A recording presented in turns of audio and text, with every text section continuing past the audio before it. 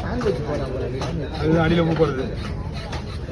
நடுவில் சாண்ட்விச் போட்டு இது பண்ணிவிடா அவ்வளோதானா உப்பு போடு உப்பு போடணும் அது 15 நாளைக்கு அப்படியே வச்சா ஒன்றா என்ன போகுது தம்பிட்டு போகுது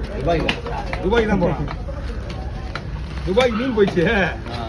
அந்த மீன் துபாய் தான் போச்சுண்ணா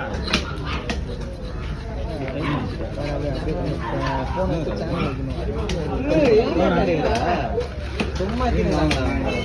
தெரியாது அப்படிங்களா ஃபேஸ்புக்கில் உங்களை செல்வம் பார்த்துட்டு தான்